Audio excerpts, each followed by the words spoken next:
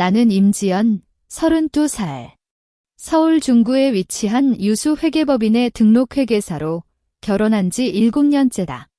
남편 김준호는 결혼 초부터 자신의 사업 아이디어를 꾸미며 한 푼의 돈도 벌지 않았고 이제는 그냥 집에서 게임만 하는 게 일상이다. 시어머니 박자옥은 나를 돈벌이 기계라 부르는 걸 수줍어하지 않으며 매일 저녁 나온 월급을 쫓아다닌다. 시아버지는 거의 외출하지 않지만 시어머니와 아들들의 말에 항상 고개만 끄덕이는 사람. 그리고 남동생 김민호 부부는 우리 집 청담동 빌라 지하실을 빌려 살면서 식비도 물론 나한테 받는다. 오늘은 결혼 7주년 기념일이다. 아침에 준호는 호주 출장이 갑자기 생겼어라며 끼리끼리 떠났다. 시어머니, 시아버지, 민호 부부까지 모두 동행한다는 건 나에게 가족 단위 휴가라고 설명했다. 나는 회사에서 급여 명세서를 정리한 뒤 평소처럼 시장에 가서 저녁 재료를 사왔다. 혼자 먹을 음식이지만 어쩌면 그들이 갑자기 돌아올지 모른다는 기대 심장이 사라지지 않았기 때문이다. 저녁 8시, 도어락이 삐빅 소리를 내며 열렸다. 그런데 들어온 건 배달부였다. 임지연 신임. 익명으로 보내신 소포입니다. 소포는 크지 않지만 무게감이 있었다. 나는 살며시 풀어보니 안에는 사진 여러 장과 하얀 종이 한 장이 들어있었다. 첫 사진을 보는 순간 나의 손은 굳었다. 준호가 큰 배를 안고 있는 여자를 끌어안고 있고 그 옆에는 시어머니가 미소를 띤 채 여자의 머리를 쓰다듬고 있다. 시아버지도 드물게 웃고 있으며 민호 부부는 아이를 향해 손을 흔드는 모습이다. 배경은 호주의 한 병원 로비로 보였다. 사진 뒤로는 하얀 종이, 검은 글씨가 뚜렷하게 새겨져 있었다. 이 멍청한 여자가 집에서 돈을 벌어주니까 우리가 호주에서 행복한 가족 생활을 할 수 있잖아. 고마워. 나는 종이를 꽉 쥐었다. 손가락 끝이 하얗게 변할 정도였다. 출장이란 거짓, 가족 휴가란 헛소리. 그들은 나를 버려두고 다른 여자와 아이를 데리고 새로운 가정을 꾸리고 있었다. 나는 이 빌라를 유지하기 위해 매일 야근하고 시어머니의 말에 귀를 기울이고 민호 부부의 빚까지 갚아줬는데 그 결과는 이것이었다. 한 방울의 눈물이 무심코 떨어졌다. 나는 금세 닦아냈다. 슬픔보다는 얼어붙은 분노가 가슴을 채웠다. 애써 참고 견디는 건 이제 끝났다. 그들이 가장 중요하게 생각하는 건 뭘까? 돈과 명예. 그럼 나는 그 모든 걸 빼앗아주겠다. 나는 회계사로서 금융 시스템을 잘 알고 법적 절차도 익숙하다. 이제는 그 지식을 이용할 시간이다. 나는 소포 안에 사진과 종이를 접어 가방에 넣고 컴퓨터를 켰다. 검색창에 호주 거주자 한국 법적 처리라고 입력했다. 냉정한 표정으로 검색 결과를 하나씩 읽어나갔다. 첫 번째 단계는 증거 수집이었다. 그리고 가장 중요한 건 나의 의도를 절대로 들키지 않는 것이다. 지금의 나는 여전히 그들에게 순순한 아내이자 며느리로 보여야 한다. 휴대폰을 꺼내 연락처를 찾았다. 대학교 동창이자 현재 가장 유명한 이민법률사무소에 근무하는 이수진. 나는 그녀에게 문자를 보냈다. 긴급한 일이 있어 만나고 싶어. 내가 당신 사무소 근처 카페에 갈게. 아무도 모르는 상태로. 문자가 보내진 뒤 1분 만에 답장이 왔다. 1시간 뒤면 가능. 위치 공유해줘. 나는 입을 살짝 올렸다. 이 게임은 이제 나의 차례다. 김준호, 박자옥, 그리고 그 모든 사람들. 기다려봐. 나는 가방을 메고 문을 나섰다. 밤 공기가 차갑지만 나의 마음은 결연하게 뜨거웠다. 이 빌라에서 혼자 보낸 7주년 기념일은 나의 복수의 시작일이 될 것이다. 택시 창밖은 서울의 밤이었다. 불빛이 줄지어 지나가고 행인들의 모습은 흐릿하게 번진다. 나는 가방 안의 사진을 다시 한번 확인했다. 김준호의 얼굴에는 결혼 후 절대 보지 못한 행복한 표정이 묻어 있었다. 아주머니, 강남법원 근처 카페에 들여주세요. 택시기사는 거울을 통해 나를 살짝 쳐다봤지만 아무 말도 하지 않았다. 나의 표정은 너무나 차분했기 때문일 것이다. 심지어 혼자 있는 택시 안에서도 나는 김지연이라는 역할을 벗어나지 못할 줄 알았다. 카페는 조용했다. 이수지는 이미 창가 자리에 앉아 있었다. 그녀는 안경을 쓰고 있으며 노트북 앞에서 손가락을 빠르게 움직이고 있었다. 지연아, 앉아. 그녀의 목소리는 늘처럼 진지했다. 나는 가방을 열고 사진과 종이를 내밀었다. 수지는 한 장씩 천천히 살펴보며 노트북에 키보드를 쳤다. 호주에서 출생 등록을 할 경우 한국 법상으로는 준호 씨의 부적법한 관계자와 자녀로 인식된다. 다만 증거가 필요해. 그녀는 사진을 나에게 돌려주며 말했다. 병원 로고가 선명하네. 이 정보로 해당 병원의 출생 기록을 조회할 수 있지만 개인정보보호법에 걸림으로 법원 명령이 필요하다. 나는 커피를 살짝 마시며 말했다. 그들은 호주에 거주하는 걸로 보인다. 사진 배경에 아파트가 보이는데 이걸로 주소를 찾을 수 있을까? 수지는 미소를 띈다. 우리 사무소는 호주에 파트너 법률사가 있다. 이 사진을 보내면 주소 확인과 함께 임차계약서, 복사본을 받아올 수 있다. 다만 시간이 걸릴 거야. 최소 2주 정도. 나는 고개를 끄덕였다. 2주는 충분히 기다릴 수 있었다. 그동안 나는 다른 증거를 모을 수 있기 때문이다. 휴대폰이 갑자기 울렸다. 화면에는 남편이라고 적힌 이름이 떠 있다. 나는 수진에게 눈짓을 보냈다. 그녀는 즉시 노트북을 끄고 다른 방향을 바라보았다. 여보. 나는 목소리를 살짝 높이고 애써 걱정스러운 톤으로 말했다. 어때? 호주 날씨는 좋아? 전화 너머에는 김준호의 어지러운 목소리가 들렸다. 아, 지연아. 나 지금 술 마시고 있어? 너는 혼자 잘 지내고? 그럼요. 그런데 왜 통화가 잘 안 되는 거야? 어제도 전화했는데 안 받아줬어. 나는 의연하게 거짓말을 했다. 실제로는 그들이 나의 전화를 거부했을 뿐이다. 아, 와이파이가 불안정해서 그래? 걱정 마. 준호는 웃음소리를 냈다. 우리 엄마가 너에게 인사해준다고 해? 열심히 일하되 너무 무리하지 말라고 하더라. 시어머니의 목소리가 살짝 들렸다. 나는 입술을 꼬았다. 네, 시어머니도 잘 계시는지 걱정했어. 우리 아이들도?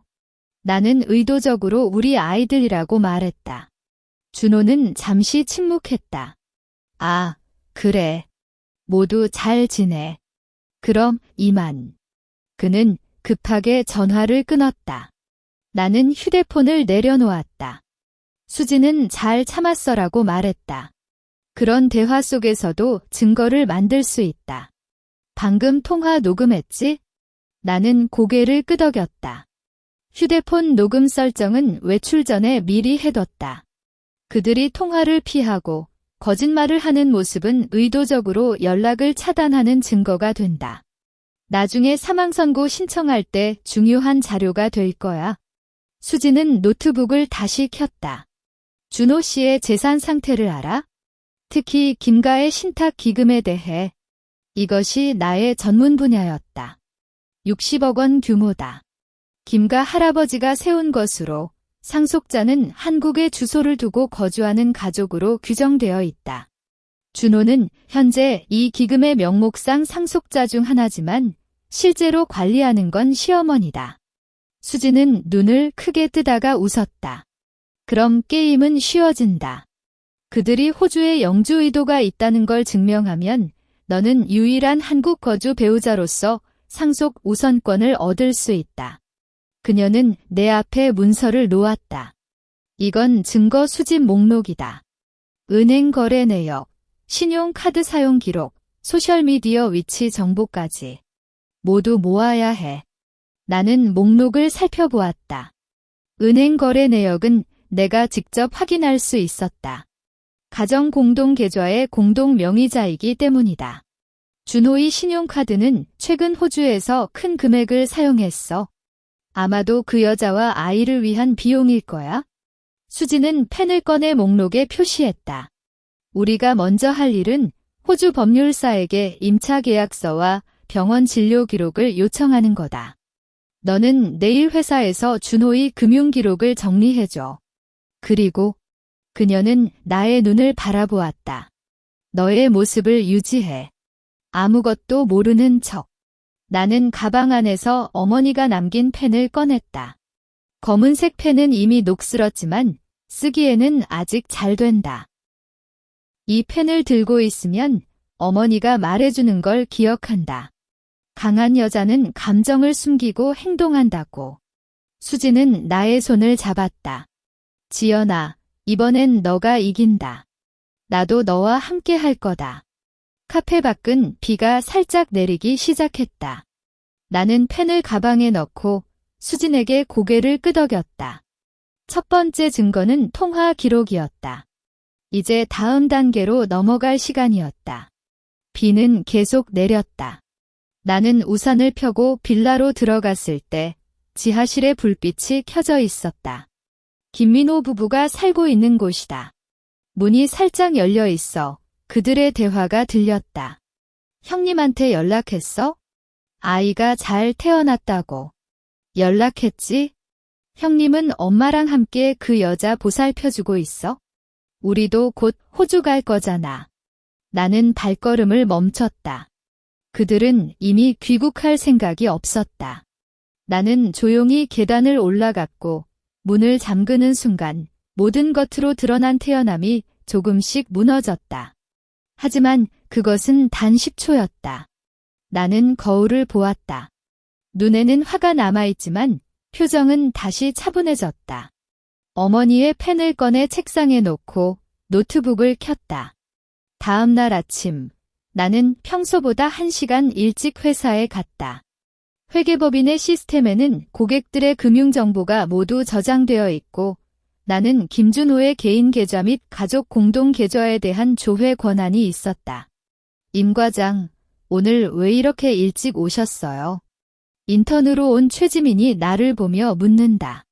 어제 미처 끝내지 못한 업무가 있어서. 나는 미소를 띤 채 말했다. 지민은 단순히 나의 업무 열심만 생각할 것이다. 나는 컴퓨터 앞에 앉아 김준호라는 이름을 입력했다. 계좌 내역이 화면에 쏟아졌다. 최근 3개월간의 거래를 살펴보니 매주 정기적으로 지수민이라는 이름의 계좌로 500만 원씩 이체되고 있었다. 이수민 담아도 그 여자의 이름일 것이다. 그리고 지난달 호주의 한 부동산 중개사에게 1억 원을 이체한 기록도 있었다. 주택 구매 예약금이라는 적요가 붙어 있었다.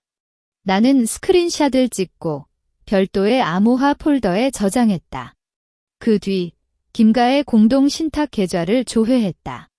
시어머니 박자옥이 관리하고 있지만 나는 준호의 배우자로서 거래 내역을 확인할 수 있었다.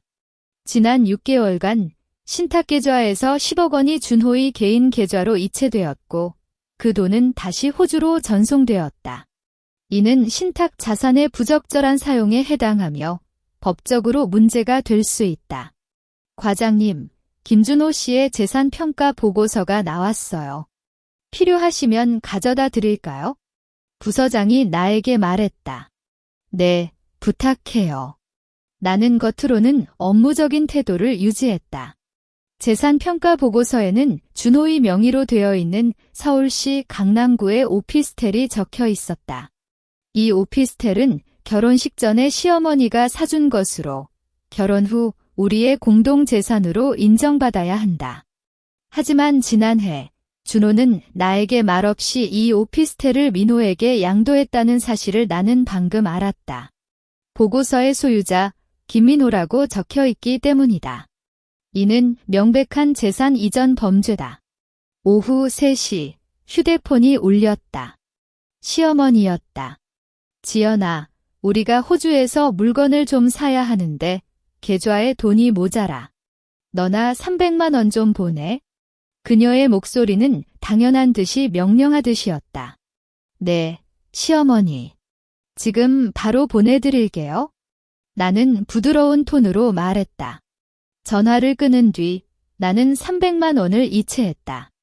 하지만 이번엔 이체 내역을 확실히 저장했다. 이는 그들이 나에게 계속해서 돈을 갈취하는 증거이기 때문이다. 과장님, 카페에서 커피 사왔어요. 지민이 커피를 내밀었다. 고마워, 지민아. 나는 커피를 마시며 이수진에게 문자를 보냈다. 준호의 금융기록을 모두 확보했어. 이체 내역, 재산 이전 증거도 있다. 오피스텔을 민호에게 양도했네. 10분 뒤 수진의 답장이 왔다. 잘했다. 호주 파트너가 임차 계약서 복사본을 보냈어. 그들은 1년간 계약한 아파트에 살고 있고 병원에서는 아이의 출생 등록을 마쳤다. 이제 정주 의도를 증명하기 위한 핵심 자료가 모였어. 나는 심호흡을 했다.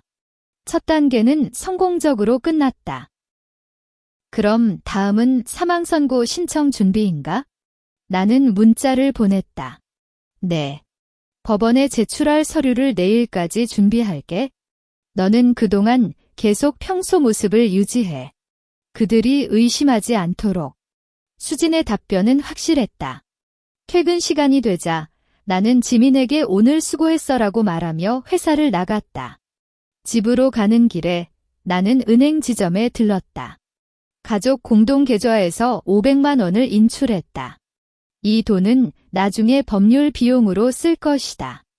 은행원이 임지연 씨님, 최근 출금이 잦으시대요. 괜찮으신가요? 라고 묻자 나는 가족이 해외에서 필요해서라고 거짓말했다. 그녀는 동정의 눈빛으로 나를 보았다. 아무도 모른다.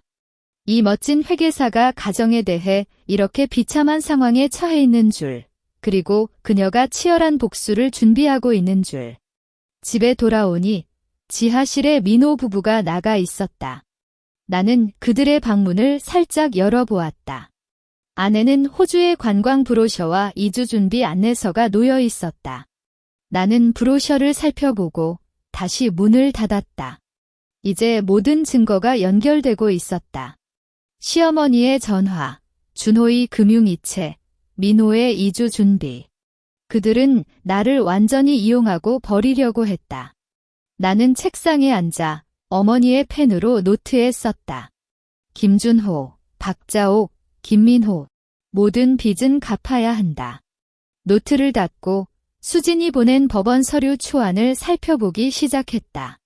다음 날 법원에 사망선고 신청을 제출하는 날이다. 이제 막 시작된 것이다. 아침 8시 30분 서울중앙지법 앞. 나는 검은색 정장을 입고 이수진과 만났다.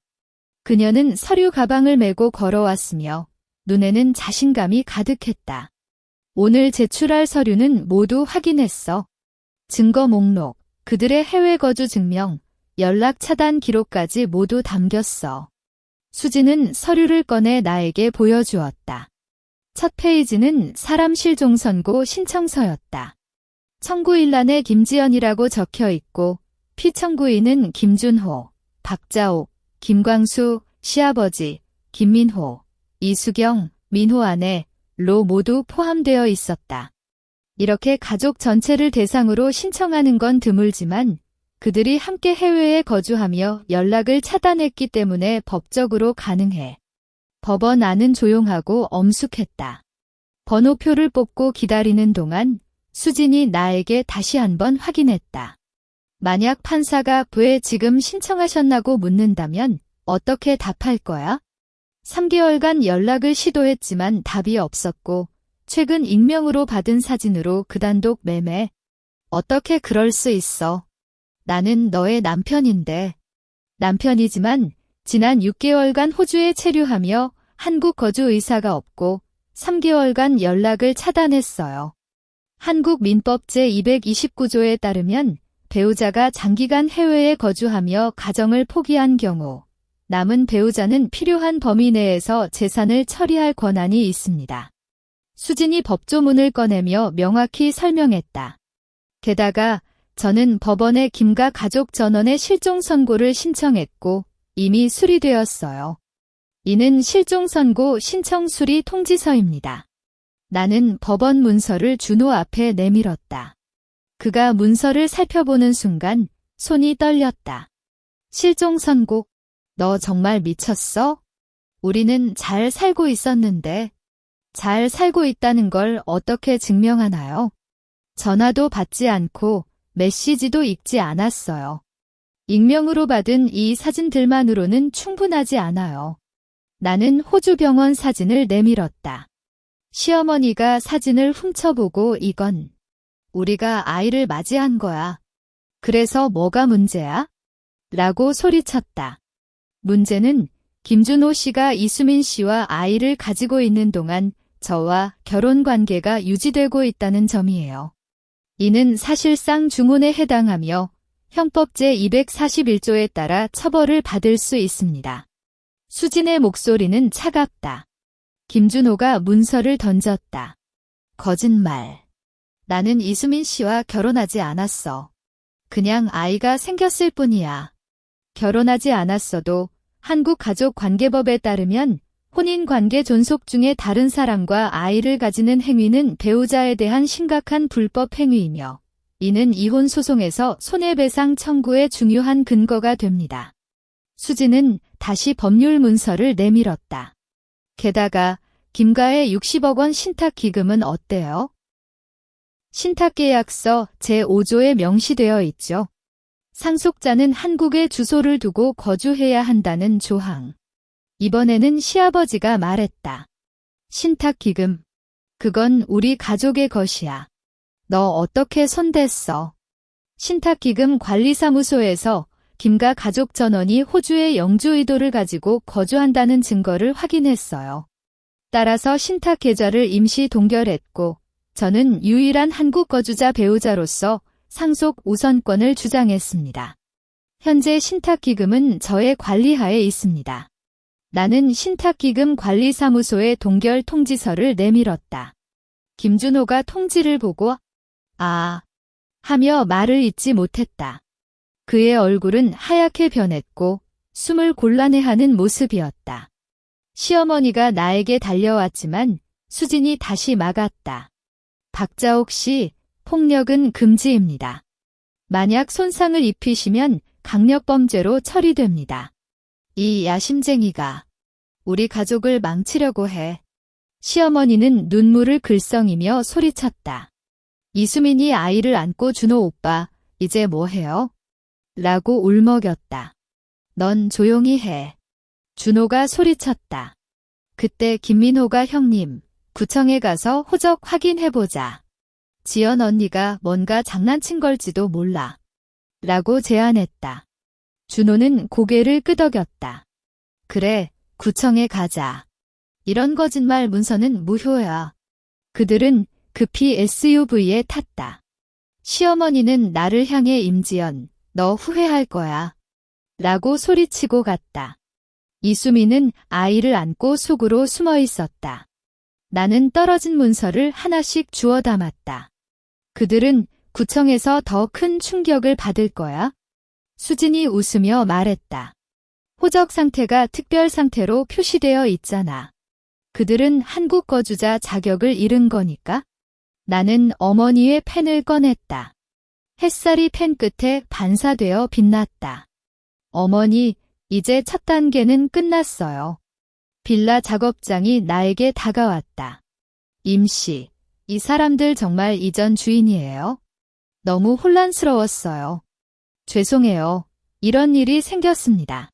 앞으로는 새 주인과 직접 연락하시면 돼요. 나는 미소를 띠다. 수진과 함께 카페로 돌아갔다. 테이블 위에는 아직 남은 커피가 있었다. 구청에서 통화가 올 거야.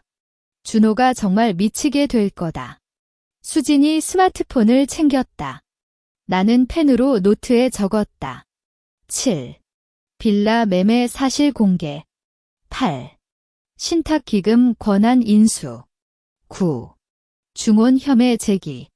12시 30분 휴대폰이 울렸다. 김준호였다. 나는 수진에게 미소를 보이며 전화를 받았다. 여보. 전화 너머에는 준호의 절규 소리가 들렸다. 임지연. 호적 상태가 뭐야? 특별 상태는 뭔 말이야? 관청 직원이 우리가 영주 의도가 있다고 해. 거짓이야. 여보, 그건 법원과 신탁기금 관리사무소가 확인한 사실이에요. 나도 어쩔 수 없어요. 나는 부드러운 톤으로 말했다. 너 이 모든 걸 계획한 거지? 실종 선고, 빌라 매매, 신탁기금. 너 정말 미쳤어. 나는 미치지 않았어요. 그냥 내 것을 되찾는 거일 뿐이에요. 여보, 7년 동안 내가 벌은 돈, 내가 지켜준 가정, 이제 갚아야 할 시간이 됐어요.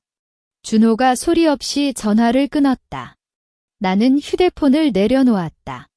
수진이 다음은 이혼 소송이야. 중혼 혐의와 재산 이전 범죄를 동시에 제기할 거고 그들은 엄청난 손해배상을 내야 해. 라고 말했다. 이수민 씨와 아이는 어떻게 될까요? 이수민 씨는 준호에게 양육비를 청구할 수 있지만 김가의 재산이 동결되었으니 쉽지 않을 거야. 그녀도 자신의 잘못을 알아야 해. 나는 커피를 마셨다. 이번에는 따뜻했다. 빌라의 전투는 끝났고 다음은 법정에서의 결전이었다. 나는 준비가 되어 있다. 전화를 끊은 뒤 카페 창밖의 구름이 조금씩 겉였다. 이수진이 구청 직원이 내 친구인데 방금 문자 왔어. 김준호가 현관에서 기절했다는 거야? 라고 말하며 웃었다. 심장마비는 아니었어? 아니, 현기증과 스트레스로 인한 일시적 기절이래. 응급차가 왔지만 병원에 입원할 정도는 아니었다. 나는 노트에 김준호, 구청 기절이라고 적었다. 어머니의 펜이 종이를 꿰뚫을 듯한 힘으로 글자를 새겼다. 이는 그들이 받아야 할 첫 번째 응징일 뿐이다. 오후 3시 서울가정법원 민원 접수실. 나와 수진이 이혼 소송 및 손해배상 청구서를 제출하고 있었다. 임지연 씨, 이 모든 증거가 확실한가? 접수실 직원이 서류를 살펴보며 묻는다. 네, 김준호 씨의 중혼 행위, 사실혼, 재산 이전, 신탁기금 부적절 사용에 대한 증거는 모두 완비되었습니다. 이는 증거 목록과 함께 제출했습니다. 수진이 옆에서 보충했다. 직원은 점검을 마친 뒤 접수 완료했습니다. 다음 주 화요일에 조정 날짜가 통지될 겁니다. 라고 말했다. 나는 접수증을 꼭 쥐었다. 이 종이 하나가 7년간의 억울함을 씻어내는 시작이다. 집으로 돌아가는 길에 김민호가 전화를 걸었다. 언니, 형님이 병원에 가셨어. 심장이 안 좋다고 해. 너 지금 병원에 와. 엄마가 너를 보고 싶어. 그녀의 목소리는 애원하는 듯했다. 민호, 나는 지금 회사에 급한 일이 있어. 다음에 뵙겠다. 나는 차갑게 대답했다. 언니, 너 이렇게 할 거라도 알았어? 형님을 이렇게 할 거라도? 민호, 너는 그동안 내가 주는 돈으로 생활했고 오피스텔을 받았잖아. 넌 이미 이 게임에 참여한 거야? 나는 전화를 끊었다. 김민호의 울음소리는 들리지 않았다. 이제는 동정심이 필요 없는 시간이다. 저녁 7시 수진이 방문했다. 그녀는 서류 가방을 메고 들어왔으며 얼굴에는 만족스러운 표정이 있었다. 김준호가 법률사를 찾았지만 모든 사람이 사건을 거절했다. 왜? 우리가 제출한 증거가 너무 완벽해서야. 중혼 혐의, 재산 이전 범죄, 신탁기금 위반 졌던 법률사도 이런 사건을 받고 싶지 않아. 이겼을 확률이 거의 없거든. 수진은 커피를 따르며 말했다. 그리고 이수민이 준호에게 소리치고 있어? 양육비를 내라고 압박하는 거야? 하지만 준호는 신탁기금도 동결되고 빌라도 팔렸으니 돈을 낼 방법이 없어. 나는 어머니의 펜으로 스케치북에 그림을 그렸다. 단순한 직선과 곡선이 엮여 갈라진 길처럼 보였다. 이수민도 결국 자신의 잘못을 치르게 될 거야. 그녀는 준호가 결혼한 사람이라는 걸 알았을 가능성이 높아. 그럼 중혼 혐의에 공동 책임을 져야 해. 수지는 나의 그림을 보며 말했다. 네. 심지어 이수민이 준호로부터 받은 돈도 부정한 이득으로 인정받아 환수할 수 있어. 우리가 다음으로 할 일은 이수민에게 손해배상 청구를 제출하는 거야. 다음 날 아침, 기자단이 왔다. 임지연 씨, 김준호 씨의 측근이 부부 싸움으로 인한 과도한 법적 조치라고 기사를 내고 있어요. 인터넷 커뮤니티에도 글이 돌고 있습니다.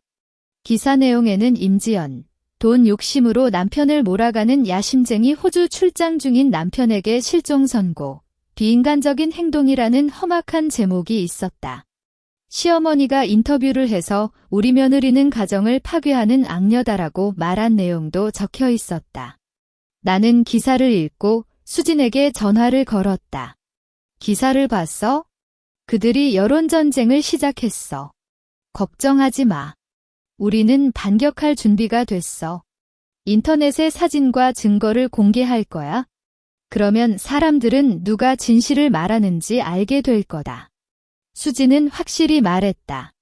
그리고 김준호의 회사 동료들이 연락 왔어. 준호가 결혼 전부터 이수민과 관계가 있었다는 걸 그들은 다 알고 있었다고 해. 심지어 준호가 회사 돈을 빌려 이수민에게 줬던 적도 있다. 이는 새로운 증거였다.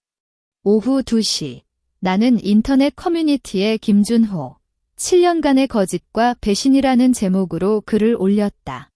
아내는 아파트 임차 계약서 사본, 이수민과의 금융이체 기록, 병원 출생 증명서 사본, 그리고 시어머니가 돈벌이 기계라고 말한 녹음 파일을 첨부했다. 글의 마지막에는 나는 단지 내 것을 되찾는 것일 뿐이다. 라고 적었다. 1시간 만에 글은 인기 글 1위에 올랐다. 댓글은 폭발적으로 증가했다. 이런 남편과 시어머니는 정말 최악이네. 임지연 씨, 힘내세요. 법으로 이겨야 해. 김준호가 회사 돈을 훔쳤다고? 이건 형사사건 아닌가? 기자단이 다시 연락했다. 임 씨, 김준호 씨 측이 인터뷰를 거부했고 기사도 삭제했어요. 여론이 완전히 뒤집혔어요. 감사해요.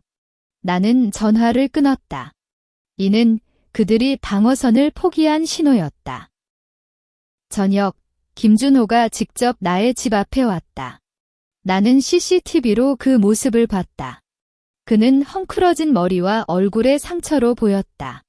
지연, 문을 열어. 우리 이야기하자. 그는 문을 두드렸다. 나는 너와 이야기할 필요가 없어. 나는 인터폰으로 대답했다. 지연, 나 잘못했어. 미안해. 그래서 너에게 모든 걸 돌려줄게. 신탁기금도, 빌라도, 그냥 실종 선고를 취소해. 우리 다시 시작하자. 그의 목소리는 울먹이는 듯했다. 다시 시작. 7년 동안 너는 나를 이용했고 다른 여자와 아이를 가졌잖아. 그때는 왜 다시 시작하자는 말을 안 했어? 나는 차갑게 대답했다.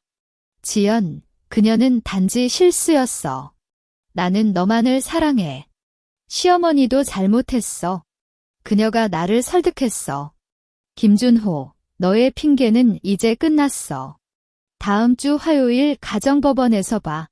나는 인터폰 통화를 끊었다. CCTV로 보니 준호가 무릎을 꿇고 울고 있었다. 하지만 나의 마음은 한치도 움직이지 않았다. 이는 내가 자초한 결과다. 나는 수진에게 문자를 보냈다. 준호가 왔어. 변명하고 애원했지만 나는 거절했다. 잘했다. 이제 그들은 마지막 희망도 잃었어. 다음 주 조정에서는 그들이 모든 걸 인정해야 해. 수진의 답변을 본 뒤 나는 어머니의 펜을 꺼냈다. 스케치북에 갈라진 길 중 하나에 체크 표시를 했다. 어머니, 이 길이 맞았어요. 새벽 1시 휴대폰이 울렸다. 익명의 번호였다. 나는 받았다. 임지연 씨, 저는 이수민이에요. 그녀의 목소리는 울먹이는 듯했다. 무슨 일이야? 준호가 양육비를 내주지 않아. 아이가 병원에 가야 하는데 돈이 없어. 씨, 제발 좀 도와주세요. 이수민, 너는 준호가 결혼한 사람이라는 걸 알았잖아. 너의 잘못으로 생긴 아이를 나에게 책임지라고? 그건 불가능해. 그렇지만 만약 준호가 양육비를 내주지 않으면 법원에 청구하라. 나는 너와 아무 관련이 없다. 나는 전화를 끊었다. 이수민의 울음소리는 아직 귀에 남아 있었다. 하지만 나는 동정할 수 없다. 그녀는 나의 가정을 파괴한 범인 중 하나이기 때문이다. 나는 스케치북을 닫고 잠들었다. 꿈속에는 어머니가 미소를 띤 채 나를 보고 있었다. 지연아, 잘하고 있어? 다음 주 화요일. 가정법원에서의 조정. 이는 그들의 최후의 기회이자 나의 복수의 또 다른 단계다. 나는 이미 준비가 끝났다. 조정일인 화요일 아침 9시 서울가정법원 조정실 앞. 나는 검은색 스커트 정장을 입고 이수진과 기다리고 있었다. 손가방 안에는 어머니의 펜과 최종 증거 폴더가 함께 들어 있었다. 김준호 측이 마지막으로 법률사를 찾았지만 아직 합의하지 못했다는 소식이 왔어. 수진이 스마트폰을 보며 말했다. 그들은 혼자 와. 네, 법률사 없이 직접 와. 이수민도 함께 온다고 해? 그들은 타협을 제안할 거야. 9시 10분 조정실 문이 열렸다. 김준호가 먼저 들어왔는데 눈 밑에는 짙은 다크서클이 있고 옷도 구겨졌다. 뒤로는 시어머니가 끙끙거리며 걸어왔고 시아버지는 고개를 숙인 채 따라왔다. 마지막으로 이수민이 아이를 안고 들어왔지만 아기의 얼굴은 마스크로 가려져 있었다. 그들은 나를 보자 모두 표정을 굳혔다. 특히 시어머니의 눈에는 분노가 가득했다. 조정판사는 안경을 쓰고 서류를 살펴본 뒤 목소리를 낮췄다. 임지연 씨가 제출한 청구사항은 이혼, 김준호 씨의 중혼 혐의 인정, 60억 원 신탁기금 및 빌라 매매금의 단독 소유권 주장, 그리고 10억 원 손해배상입니다. 김준호 씨, 이에 대한 반론을 말해주시기 바랍니다. 김준호가 긴장하게 기운다. 판사님, 저는 중혼을 하지 않았습니다. 이수민 씨는 저의 친구이고 아이는 친구의 아이입니다. 저는 호주에서 그녀를 도와주기 위해 살았을 뿐입니다. 친구. 나는 천천히 입을 열었다. 그럼 3년간 매주 500만 원씩 이체한 건 뭔가요? 이수민 씨의 계좌로 보낸 금액은 총 1억 8천만 원입니다. 친구에게 이런 돈을 주나요?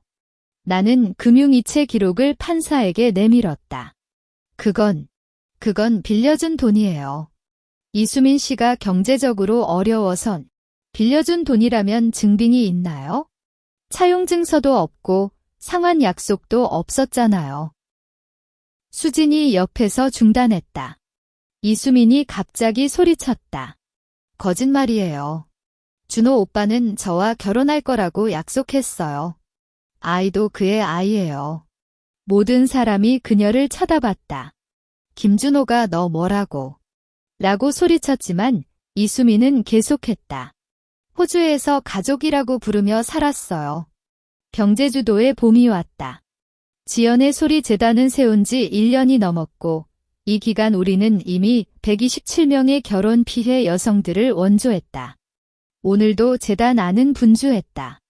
법률사 3명과 심리상담사 2명이 고객들을 맞이하고 있으며 인턴으로 온 제주대 법학과 학생들이 문서를 정리하고 있었다.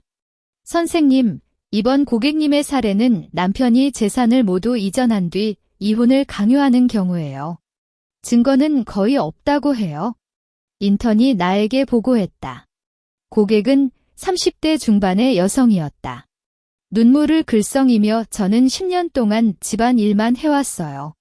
남편이 어느 날 갑자기 지혼하자고 하더니 계좌는 비어있고 집도 남동생 명의로 바꿨어요. 나는 그녀에게 커피를 끼워주며 말했다. 걱정하지 마. 저희가 증거를 찾아줄게요.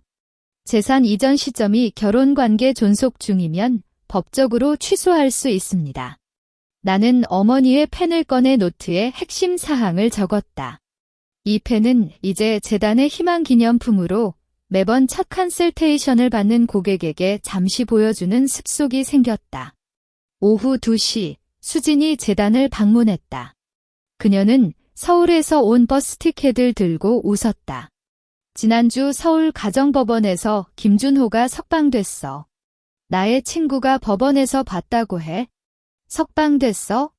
네, 군복 면제와 벌금을 부분 납부해서 2년 만에 나왔지만 출소 즉시 채권자들이 찾아갔어. 그는 지금 편의점 알바도 구하기 어렵다고 해. 수지는 서류를 내밀었다. 이건 그의 신용 기록이야. 기산이 5억 원 넘고 호적 상태도 아직 특별 상태라 사회보장도 받을 수 없어. 나는 신용 기록을 살펴보았다. 김준호의 이름 뒤에는 일렬로 빨간색 경고 표시가 있었다. 그는 시어머니와 시아버지를 찾았나? 찾았지만 시아버지가 이제는 각자 살자고 차였다. 시어머니는 뇌졸중 후유증으로 말을 못하지만 손으로 가라는 글자를 썼다고 해. 수지는 흠이소를 띠다. 민호 부부는 지난 달 아파트 청약에 성공했어. 민호가 편의점 매니저로 승진했고 아내도 카페에서 정규직으로 입사했다. 그들은 가끔 나에게 인사 메시지를 보내지만 너에게는 아직 용기가 없나 봐. 저녁 6시 재단 직원들이 모두 퇴근한 뒤 나는 바닷가로 걸어갔다. 석양이 바다를 붉히고 있으며 어머니의 펜을 손에 쥐고 있었다. 그때 휴대폰이 울렸다. 익명의 번호였다. 임지연 선생님. 저는 작년 재단에서 도움을 받은 박수진이에요. 수진아, 잘 지내고 있나? 네. 이혼 소송에서 이겼고 재산도 모두 회수했어요. 지금은 작은 꽃가게를 차렸어요. 다음 주 제주도에 와서 인사드리고 싶어요. 나는 웃었다. 정말 기쁘다. 언제 와도 좋아? 제가 모시겠다. 전화를 끊은 뒤 바닷가에 앉았다. 어머니의 펜을 모래 위에 놓고 그 주변에 작은 돌을 배치했다. 이는 재단에서 도와준 고객들의 수를 세는 방식이었다. 지금은 127개의 돌이 펜 주위에 놓여 있다. 어머니, 이 펜은 이제 많은 사람에게 희망을 주고 있어요. 바람이 돌을 살짝 움직이며 마치 박수를 치는 소리였다. 다음 주 토요일, 박수진이 제주도에 왔다. 그녀는 꽃바구니를 안고 재단을 찾았으며 눈에는 활기차게 미소가 있었다. 이 꽃은 제가 직접 키운 겁니다. 선생님에게 감사의 마음을 담았어요. 우리는 바닷가 카페에서 이야기를 나눴다. 선생님의 이야기를 듣고 용기가 났어요. 처음에는 나 혼자선 못할 거야라고 생각했지만 재단의 도움으로 겁을 뚫었어요. 수진이의 사례는 재단 홍보물에 실을 거예요. 다른 여성들에게 힘이 되도록이라고 말했다. 오후, 우리는 함께 성산일출봉에 갔다. 수진이 여기서 일출을 본다면 행운이 온다고 하잖아요. 라고 말하며 웃었다. 나는 어머니의 펜을 수진에게 건넸다. 이 펜은 제 어머니의 것이고 이제는 너에게 주는 거야. 다른 사람에게도 힘을 주는 펜이 될 거야. 수진은 펜을 꼭 쥐고 눈물을 글썽였다. 저는 이 펜으로 제가 겪었던 아픔을 적어 책을 쓰려고 해요. 다른 여성들이 저처럼 겁먹지 않도록. 그날 저녁, 김민호가 전화를 걸었다. 그의 목소리는 안정적이었다. 언니, 오랜만에 전화했어. 민호 아내, 아이를 갖게 됐어. 다음 주 출산한다고 해? 정말. 축하해. 언니, 저는 정말 잘못했어. 그때는 돈에 눈이 멀었고 형님의 말에 따라갔어. 이제는 직접 일하며 살아가니 마음이 편하네요. 언제든지 제주도에 와주세요. 저녁이라도 함께 먹고 싶어요. 나는 좋아. 아이가 태어나면 꼭 보러 갈게라고 말했다. 전화를 끊은 뒤 수진이 모든 게 잘 돌아가고 있네라고 말했다. 네. 악은 응징받고 좋은 일은 계속되고 있어. 우리는 바닷가에서 석양을 보았다. 노을이 펜에 반사되어 마치 빛나는 보석 같았다. 그때 이수민이 문자를 보냈다. 사진에는 아이가 학교 교복을 입고 웃고 있는 모습이었다. 아이가 초등학교에 입학했어요. 저는 카페에서 관리자로 일하고 있으며 준호에게는 아직 양육비를 받지 못하지만 혼자라도 잘 살고 있어요. 선생님의 이야기를 알고 있어요. 감사합니다. 나는 이수민에게 축하해. 아이가 잘 자라고 있네라고 답장했다. 이수민의 변화도 인상적이었다. 그녀는 결국 스스로의 책임을 짊어지고 새로운 삶을 살아가고 있었다. 수진이 내일 재단에 새로운 고객이 와. 그녀는 결혼 20년 동안 폭력받았는데 이제 이혼을 결심했다고 해. 우리가 도와줄게라고 말했다. 네, 함께해. 새벽, 나는 일출을 보기 위해 성산 일출봉에 갔다. 해가 바다 위로 떠오르는 순간 빛이 온 세상을 뒤덮었다. 나는 어머니의 펜을 들고 하늘을 향해 말했다. 어머니, 이제 저는 정말 행복해요. 많은 사람을 도우면서 자신의 삶을 살고 있어요. 바람이 나의 머리카락을 흩었고 펜이 빛을 받아 반짝였다. 마치 어머니가 잘했다. 지연하라고 속삭이는 것 같았다. 재단은 매일 새로운 이야기를 만나고 있다. 어떤 여성은 폭력에서 벗어나 직업을 갖고, 어떤 여성은 자신의 재산을 되찾고, 어떤 여성은 새로운 사랑을 만난다. 나는 매번 그들의 이야기를 듣고 어머니의 펜으로 기록한다. 이 펜은 이제 희망의 상징으로 재단의 모든 사람들에게 힘을 준다. 김준호는 지난달 편의점에서 해고되었다. 채권자들의 추적을 피해 경기도로 피신했다고 한다. 시어머니는 시아버지의 돌봄을 받으며 요양원에서 살고 있고 시아버지는 매일 그녀에게 꽃을 사온다. 세상은 때로는 불공평해 보이지만 결국에는 각자의 선택에 따라 길이 갈라진다. 제주도의 바람은 언제나 시원하고 하늘은 푸르다. 나는 매일 재단에서 고객들을 돕고 저녁에는 바닷가에서 책을 읽거나 수진과 이야기를 나눈다. 가끔은 박수진의 꽃가게에서 배달받은 꽃이 재단에 놓여 있고 민호 부부의 아이 사진이 문자로 왔다. 이 모든 건 나의 새로운 가족이다. 나는 법률이라는 칼로 악을 응징했고 방패로 약자를 보호하고 있다. 이것이 바로 어머니가 원했던 강한 여자의 모습이자 나의 진정한 행복이다. 해가 다시 떠오르고 새로운 희망이 시작된다.